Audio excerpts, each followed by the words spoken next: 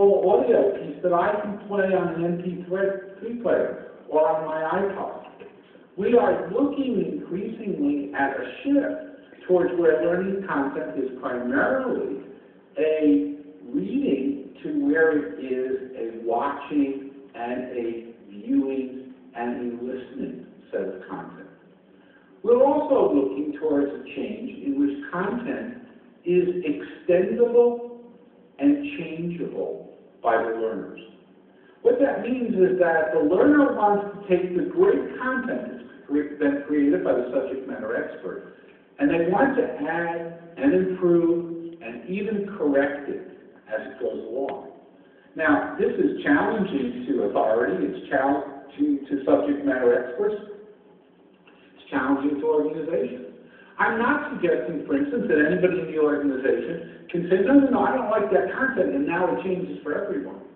But what if we have the ability that as I'm taking a module of learning, as I'm reading a key document, if in fact there are things that I believe I can add to that as context, or there are things that aren't working or aren't appropriate for my region, for my role, or in general, that I have the ability to write, to change, to type my addition to it, that then goes to an editor or if it goes to some type of reviewer, and that becomes part of what Jim Sawicki calls the wisdom of the crowd.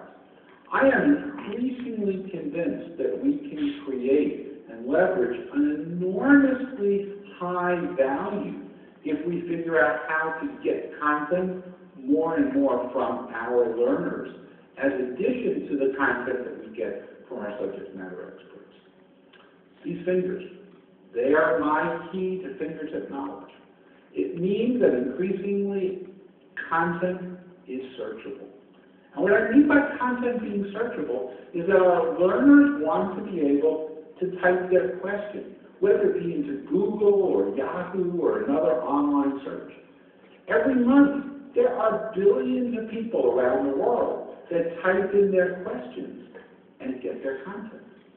Now, intriguingly, if I type in a Google search, I might get some very inappropriate, wrong, out-of-date content. And I'm not suggesting that it's going to always be my link to wisdom or my link to knowledge. But increasingly, the expectation of the learner is that they can search their way to content.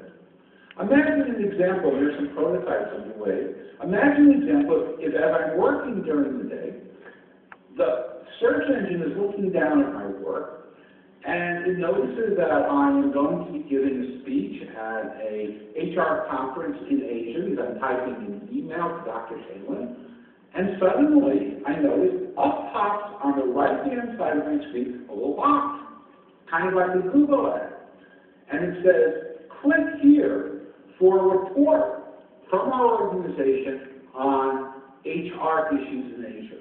So literally, my ability to be exposed to knowledge occurs either from a direct search or from a look-down search.